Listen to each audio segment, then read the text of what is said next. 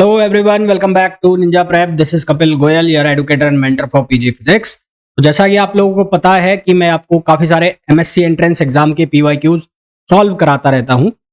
इसी कड़ी में आज मैं जो PYQs ले रहा हूं वो है कुरुक्षेत्र यूनिवर्सिटी के 2023 के MSc फिजिक्स एंट्रेंस एग्जाम के PYQs मैं आज आपको इस वीडियो में सॉल्व कराने वाला हूं।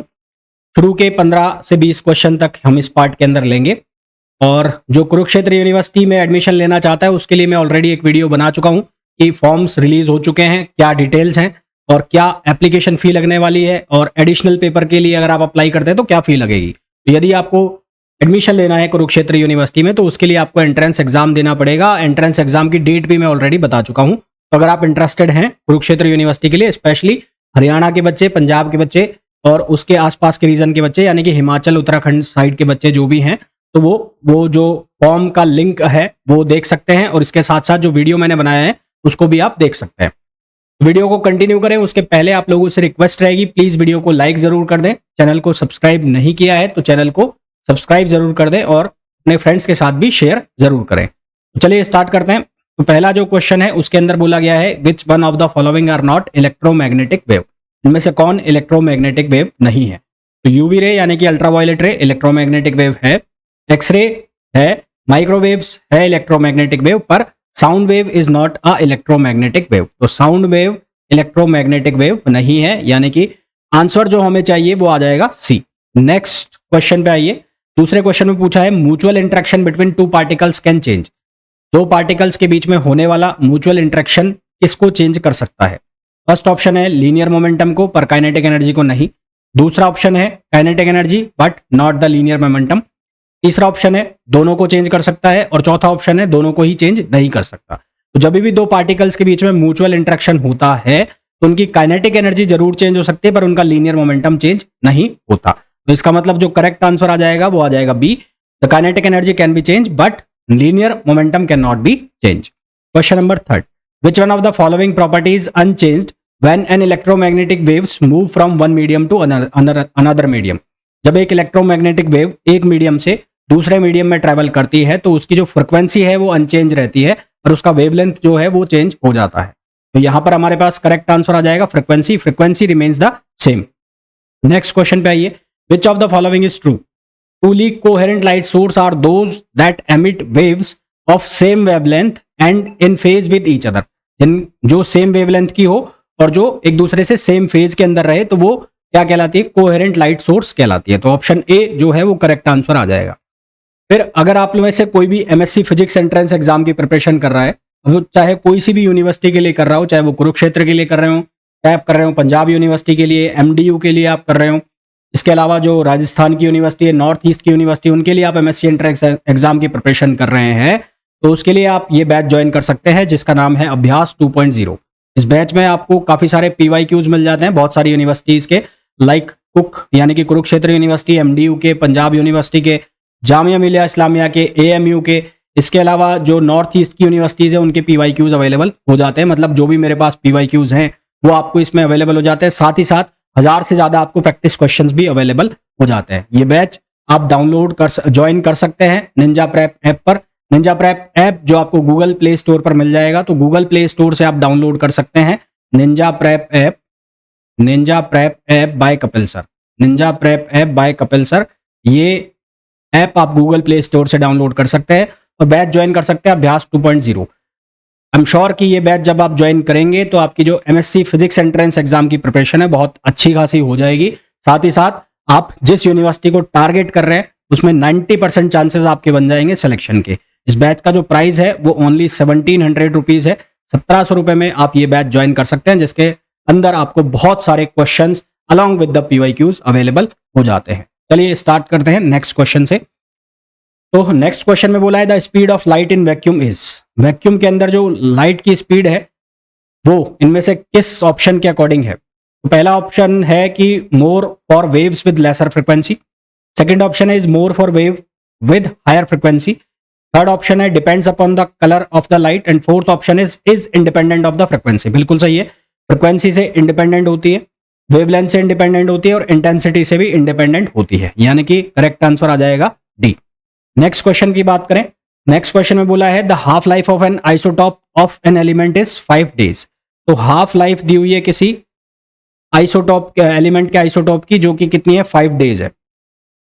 नेक्स्ट हमें बोला है the mass of 10 gram sample of this isotope remain after.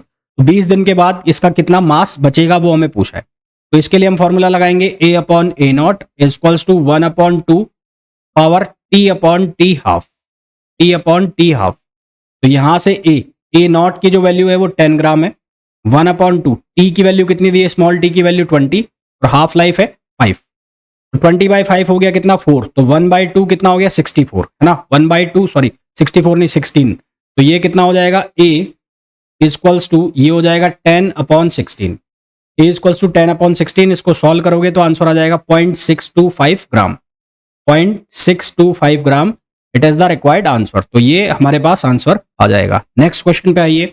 Next question में बोला है the efficiency of an ideal Carnot hint engine is maximum when. तो एफिशिएंसी का जो फॉर्मूला होता है वो होता है 1 माइनस T2 अपॉन T1। तो मैक्सिमम कब हो सकती है, when T2 is equals to 0। T2 को जब हम 0 कर दें, T2 का मतलब है temperature of source.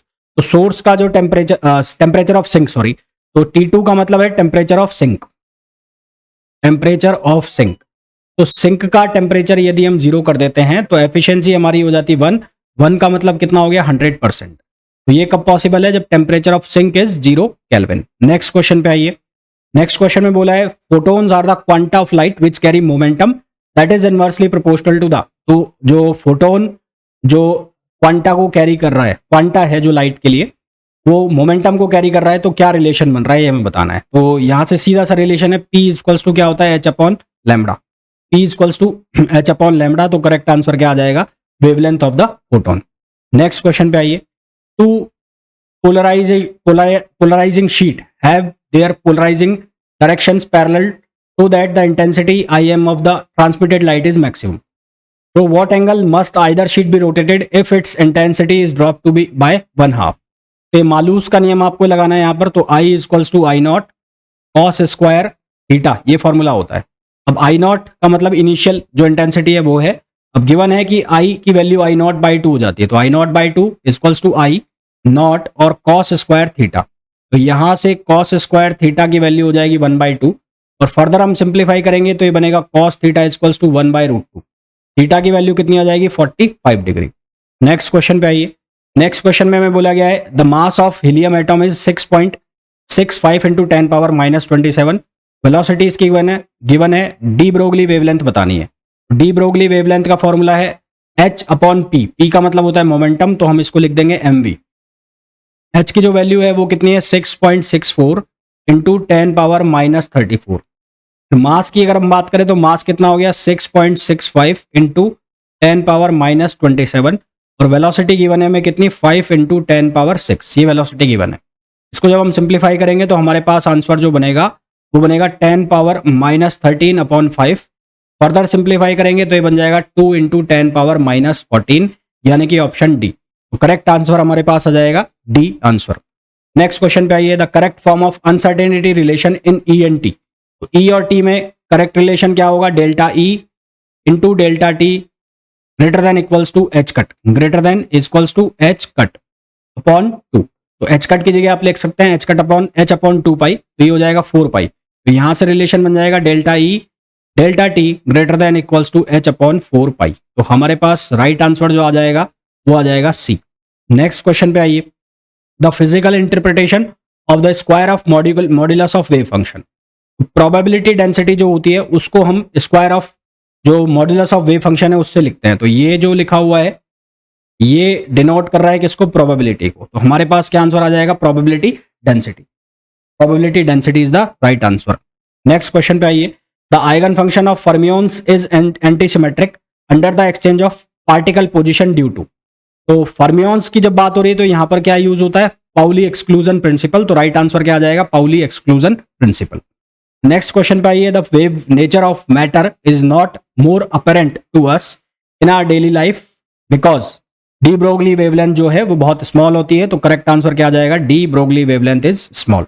Next question पे आइए। The momentum carried by the photon in a crystal can be positive, negative और नेवर बी जीरो, है ना। तो यहां पर ये कुछ क्वेश्चंस थे जो कुरुक्षेत्र यूनिवर्सिटी के एमएससी एंट्रेंस एग्जाम में आपसे पूछे गए हैं। होपफुली जितने भी क्वेश्चंस मैंने आपको कराए हैं अच्छे से आपको समझ आ गए होंगे। इसके अलावा अगर आप प्रिपरेशन करना चाहते हैं एमएससी फिजिक्स एंट्रेंस एग्जाम के लिए, वो चाहे कोई सी भी यूनिवर्सिटी के लिए हो, तो आप ये बैच ज्वाइन कर सकते हैं। बैच को ज्वाइन करने के लिए आपको डाउनलोड करना पड़ेगा Ninja prep app by Kapil sir, जिसे आप गूगल प्ले स्टोर से डाउनलोड कर सकते हैं।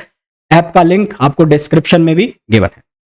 तो मिलते हैं नेक्स्ट वीडियो में किसी एक और यूनिवर्सिटी के एमएससी एंट्रेंस पीवाईक्यूज के साथ। Till then, thank you, bye bye.